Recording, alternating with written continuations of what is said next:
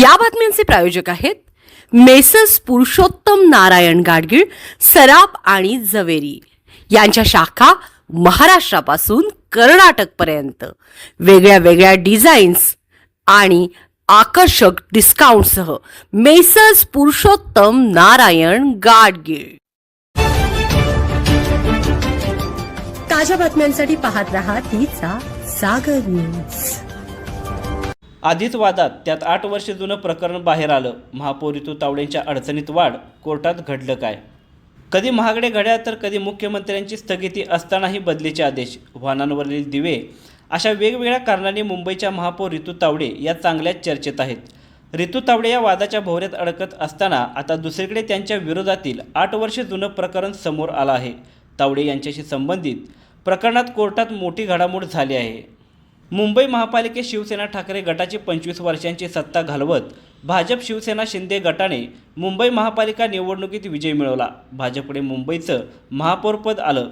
ऋतू तावडे यांना मुंबईच्या महापौरपदाचा मान मिळाला। मुंबईच्या विद्यमान महापौर ऋतू तावडे यांच्या अडचणीत मोठी वाढ झाली आहे। 2016 मधील बहुचर्चित शिक्षक मारहाण प्रकरणात मुंबई सत्र न्यायालयाने महापौर ऋतू तावडे यांचा दोषमुक्ती अर्ज फेटाळून लावला आहे। या निर्णयामुळे महापौरांच्या विरोधातील फौजदारी खटला आता नियमितपणे सुरूच राहणार असून त्यांना न्यायालयाच्या फेऱ्यांमधून तुर्तास दिलासा मिळालेला नाही। हा निर्णय आल्याने राजकीय वर्तुळात खळबळ उडाली आहे। हे प्रकरण 2016 सालातील असल्याचे समोर आले आहे। सांताक्रुझ येथील एका उर्दू शाळेतील कॅन्सरग्रस्त शिक्षकाच्या बदलीवरून मोठा वाद निर्माण झाला होता। या वादात ऋतू तावडे यांच्यासह इतर 6 जणांनी शाळेत जाऊन शिक्षकांशी हुज्जत घातली होती। आरोपानुसार या वादाचे रूपांतर हाणामारीत झाले आणि ऋतू तावडे यांनी 2 शिक्षकांच्या कानशिलात लगावली होती। या प्रकरणी त्यांच्यावर गुन्हा दाखल करण्यात आला होता। विद्यमान महापौर ऋतू तावडे यांनी स्वतःला या प्रकरणातून दोषमुक्त करण्यासाठी न्यायालयात अर्ज केला होता।